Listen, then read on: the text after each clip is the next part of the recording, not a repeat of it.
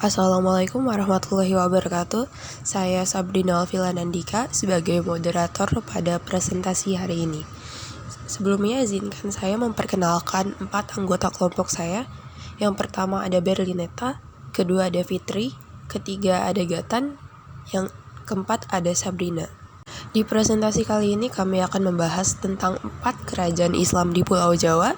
Kerajaan Cirebon atau yang dikenal juga dengan nama Kesultanan Cirebon yaitu Kesultanan Islam di Jawa Barat yang berdiri tahun 1430 Masehi atau abad 15 sampai 16 Masehi. Lokasi kerajaan ini terletak di wilayah pantai utara Pulau Jawa. Kerajaan Cirebon diketahui sebagai pusat penyebaran Islam di wilayah Jawa Barat. Raja-raja di Kerajaan Cirebon yaitu Sunan Gunung Jati, Fathahilah, Pangeran Mas atau Panembahan Ratu I, Pangeran Rasmi atau Panembahan Ratu II. Runtuhnya Kerajaan Cirebon setelah Panembahan Ratu II meninggal dunia pada 1677 Masehi, terjadi kekosongan di Kerajaan Cirebon. Perpecahan mulai terjadi karena penobatan 3 orang putra. Kesultanan pun terpecah menjadi 3. Kesultanan ini dapat berjalan dengan baik hingga perpecahan kembali terjadi pada 1807 Masehi. Pada masa kolonial yakni sekitar 1906 sampai 1926 Masehi, Kerajaan Cirebon resmi dihapuskan dan diganti menjadi Kota Cirebon. 2. Kerajaan Demak. Kerajaan Demak adalah kerajaan Islam pertama di Jawa yang berdiri pada awal abad ke-16 Masehi. Seiring kemunduran Majapahit, Kerajaan Demak menjadi pusat penyebaran Islam di Jawa di bawah kepemimpinan raja pertamanya. Pendiri Kerajaan Demak adalah Raden Patah. Raden Patah adalah putra dari Kerajaan Majapahit dan istrinya yang berasal dari Cina dan menjadi mualaf. Kerajaan Demak menjadi pusat penyebaran agama Islam di bawah kepemimpinan Raden Patah dengan adanya peran sentral Wali Songo. Raja-raja di Kerajaan Demak. 1. Raden Patah. Raden Patah adalah putra Raja Majapahit yang semasa kecilnya dikenal dengan Pangeran Jimbun. 2. Pati Unus.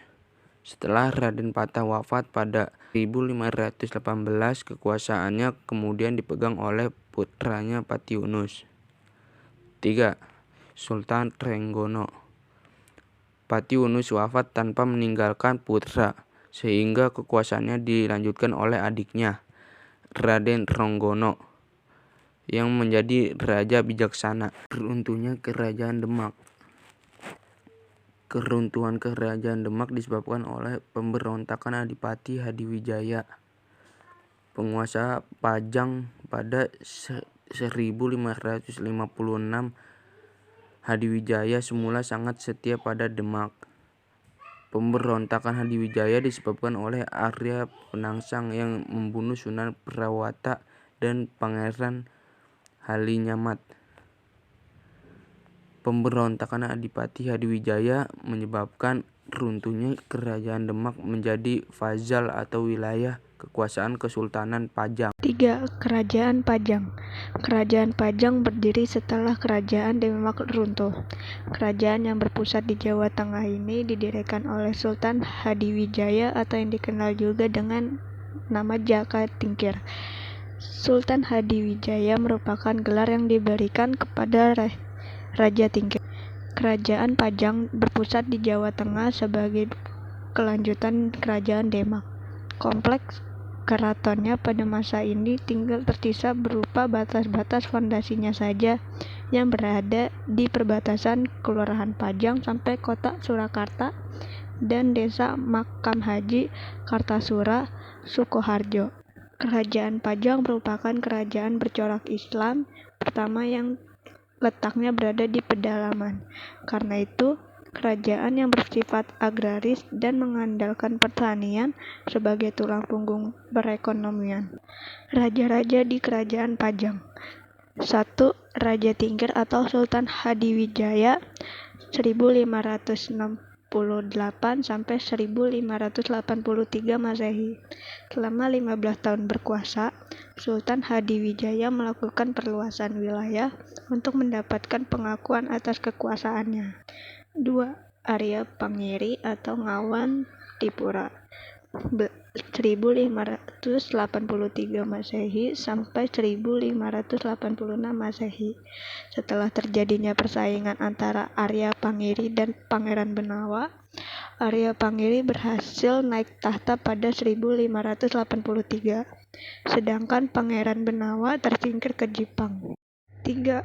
Pangeran Benawa atau Prabu Wijaya 1586 sampai 1587 Masehi. Pangeran Benawa menang atas Arya Pangiri dan dinobatkan sebagai Raja Kerajaan Pajang yang ketiga dengan gelar Prabu Wijaya. Runtuhnya Kerajaan Pajang. Tahun 1582 Masehi terjadi perang antara Pajang dan Mataram. Usai perang, Raja Hadiwijaya sakit dan wafat. Lepas dari kepemimpinannya, kekuasaan Pajang menjadi rebutan putranya, Pangeran Benawa dan menantunya, Arya Pangiri. Kepemimpinan Arya Pangiri tidak sebijak raja sebelumnya. Ia sibuk mengurusi upaya balas dendam terhadap Mataram. Karena hal itu, rakyat Pajang tidak diperhatikan.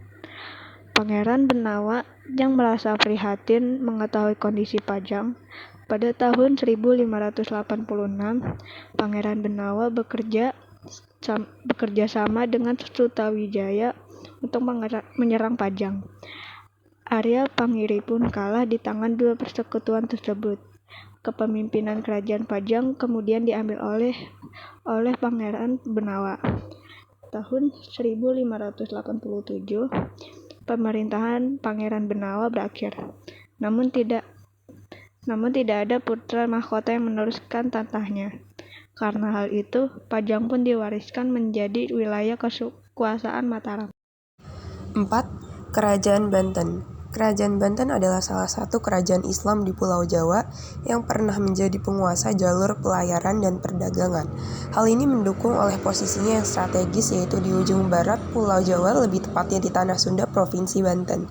Kerajaan Banten didirikan oleh Syarif Hidayatullah atau Sunan Gunung Jati pada abad ke-16. Kendati demikian, Sunan Gunung Jati tidak pernah bertindak seperti raja. Raja-raja yang terkenal di Kerajaan Banten. Sultan Maulana Hasanuddin. Selama 8 tahun pemerintahannya, Kerajaan Banten berhasil menguasai Lampung yang banyak menghasilkan rempah-rempah. Selanjutnya ada Sultan Maulana Muhammad. Saat Sultan Maulana Muhammad diangkat menjadi raja menggantikan ayahnya, usianya baru 9 tahun. Sultan Abu Nazar Abdul Qahar atau Sultan Haji. Masa pemerintahan Sultan Haji diwarnai banyak kerusuhan, pemberontakan, dan kekacauan di segala bidang. Sultan Maulana Yusuf dikenal sangat memperhatikan perkembangan perdagangan dan pertanian serta menyebarkan agama Islam. Sultan Agung Tirtayasa atau Abdul Fattah. Kerajaan Banten berhasil mencapai puncak kejayaan pada masa pemerintahan Sultan Agung Tirtayasa. Runtuhnya Kerajaan Banten. Perang Saudara adalah salah satu penyebab runtuhnya Kerajaan Banten.